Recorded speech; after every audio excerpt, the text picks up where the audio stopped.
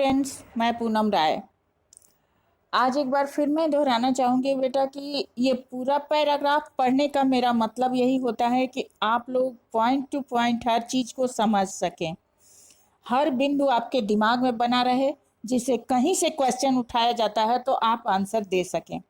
भक्तिन के कुछ भाग को हमने पहले पढ़ा था, आज हम लोग इसके आगे चलते हैं।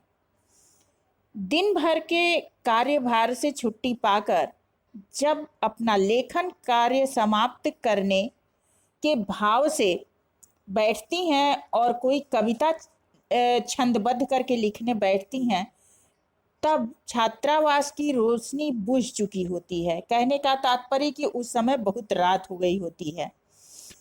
उस समय सोना नाम की हिरनी उनके तख्त के पैताने मतलब पैर के पास फर्श पर चुपचाप सो जाती है, या अपना पागुर बंद कर देना, मतलब जो बकरियां हमेशा मुंह चलाती रहती हैं तो सो जाने के बाद वो अपना मुंह चलाना बंद कर देती है।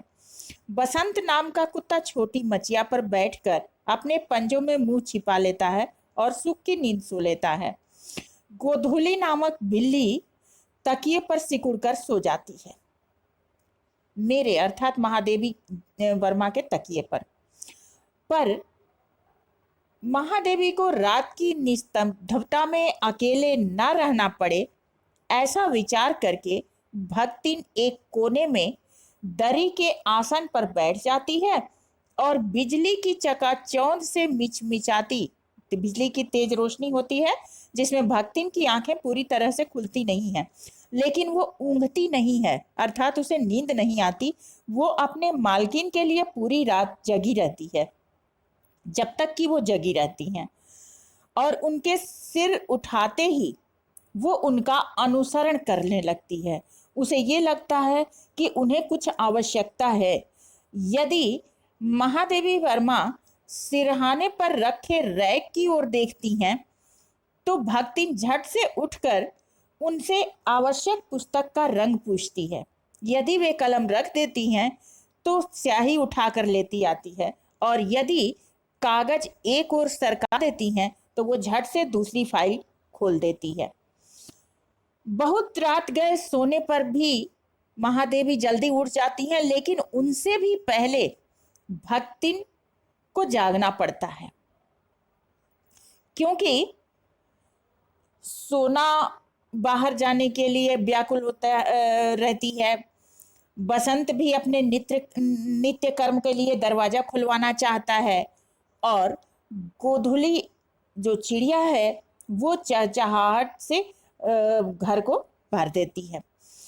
तो इस पैराग्राफ में जो मुख्य बिंदु आ रहे हैं वो इस प्रकार हैं। भक्ति सेवा का मर्म जानती थी।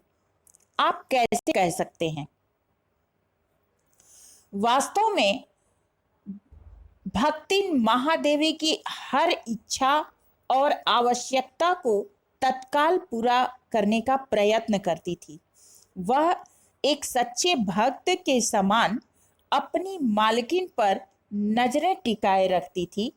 जैसे ही वे रैक की ओर देखती तो वो पुस्तक का रंग पूछने लगती, जब कलम रखती तो वो स्याही उठा ले आती, यदि कागज एक ओर सरका देती तो वो दूसरी फाइल उठा लेती।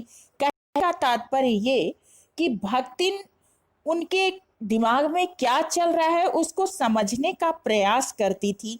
ठीक उसी प्रकार जिस प्रकार एक भक्त अपने स्वामी की पूजा के लिए तैयार रहता है और किस चीज के बाद क्या देना है ये उसे पता होता है। यहाँ तक कि चित्रकारी जैसे दुर्लभ कार्य को करते समय भी जब महादेवी वर्मा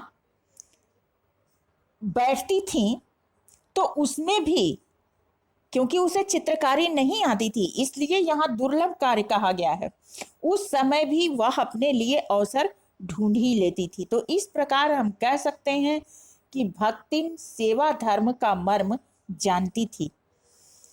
और अगला इसमें बिंदु बन रहा है कि महादेवी वर्मा के पशु प्रेम पर एक टिप्पणी कीजिए अथवा अपने विचार स्पष्ट कीजिए। महादेवी वर्मा का पशुओं से विशेष लगाव था। सोना नामक हिरनी, बसंत नामक कुत्ता और गोधुली नामक बिल्ली, ये उनके पालतू पशु थे। सोते समय सोना उनके तख्त के पास फर्श पर रहती थी।